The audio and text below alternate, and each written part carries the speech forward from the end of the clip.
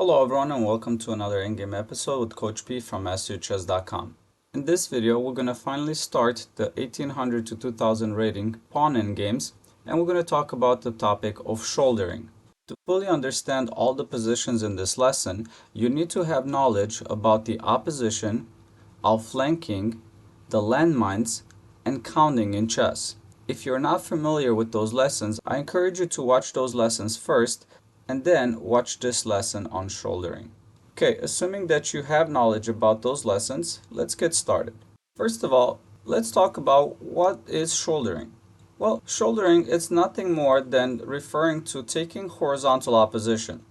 Imagine that the black king wants to reach the A file for a touchdown, and white needs to prevent him from doing that. So all he needs to do is move the king to D4, taking the horizontal opposition, and now black is not going to be able to reach touchdown. Anywhere where he's going to go, white will shoulder him, will take the horizontal opposition, preventing him from making progress. So in this first position, with white to move, white is winning. However, if he goes right after the pawn, let's say king to c5, he's not going to be able to win this game no more. This will end up in a draw. Black will respond king to e5, after king to b6, king to d4. And if here white takes the pawn on b7, the black king will simply move to c4, and now he's going to be able to capture white's pawn, drawing the game.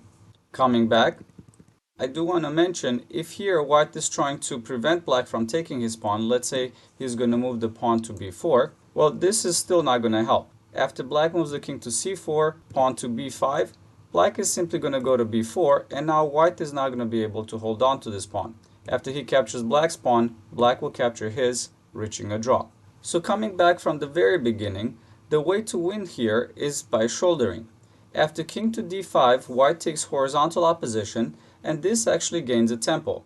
Now the black king is not able to make progress towards his pawn. He's blocked on e6, e5, and e3. So after this, all he's got is, let's say, king to f6. Then white will respond with king to d6, shouldering him again. After king to f7, now here white can start making progress. He's going to push the pawn to b4. If the black king goes to e8, white is able to outflank him, blocking him with king to c7. He's now covering the squares d7 and d8, and black is still not able to make any progress towards his pawn. There's only two responses that he has, either pushing the pawn to b5 or moving the king to e7. Let's take a look at both. If he pushes the pawn to b5, white is simply going to go after it, and I'm just going to fast forward through the moves so you can see how white will win this game. And here white will promote winning the game. Coming back, we looked at pawn to b5, and I do want to mention no better is king to e7 here. After this, white will simply capture black's pawn, and again I'm going to fast forward through the moves so you can see how white will win this game. And white again will promote the pawn, winning the game. So always watch for these opportunities where you're able to shoulder your opponent's king, as that will gain you a tempo which will be needed in many of these pawn endgames. In this next position, it's white to move again with the winning endgame. However, white has to be careful how he plays this position. For example, if he plays, let's say, king to e6, king to c3, and here if he plays carelessly and he moves the king to d6, now black is actually going to be able to draw this game. After king to d4, king to c6, king to e5, king to b7, black is going to be able to shoulder the white king, and he's not going to be able to win. After king to d6, king takes on e7, the black king is able to shoulder the white king, and white cannot make any progress. After king to a8, the black king will move the king to c8, king to a7, king to c7. The white king is caged in, and there's nothing that white can do. All he's got is king to a8, king to c8, and pushing the pawn will be stalemate. But coming back from the very beginning, after king to e6 and king to c3, here the correct move is king to d5, preventing black from being able to shoulder him on the side. And now all that black has is either moving the king to b4 going after white's pawn or taking the vertical opposition. None of these will help. If he moves the king to b4, white will move the king to c6, and I'm just going to fast forward through the moves so you can see how white will win this game. And here white will promote the pawn, winning the game. And coming back, no better is king to d3, and I'm just going to fast forward through the moves so you can see how white will win this game as well. And here we've reached a similar endgame where white will win the game.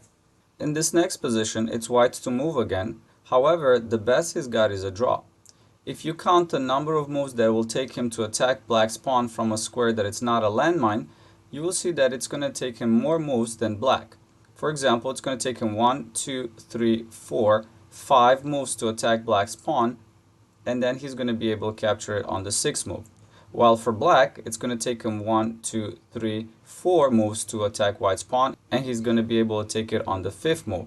Therefore, white here needs to play for a draw, not for a win. If he tries to run after black's pawn, I'm just going to fast forward through the moves so you can see how he's going to lose this game. And here black is going to be able to blow off the white king with king to a6, and now black will win this game.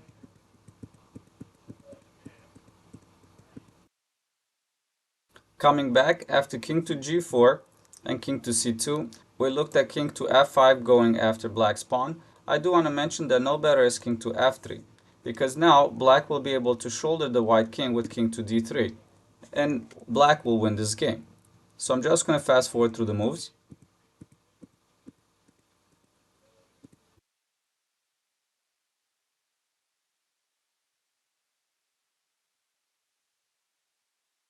But coming back from the very beginning, the way to draw this game is moving the king to g3. Being aware that black can shoulder the white king, he wants to move as far away as possible from the king to be able to reach a draw. So I'm just going to fast forward to the moves. And here after king to e3, white will be able to come in time to take the opposition with the drawn endgame. And I'm just going to fast forward to the moves to see how he's going to draw this game now.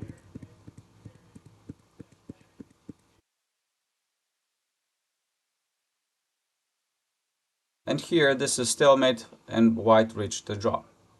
Alright, thank you so much for watching this video, and I encourage you to go to my website, masterchess.com, where you'll be able to practice this position against the computer. All you need to do is click on Endgame versus computer, pawn endgames, and then shouldering.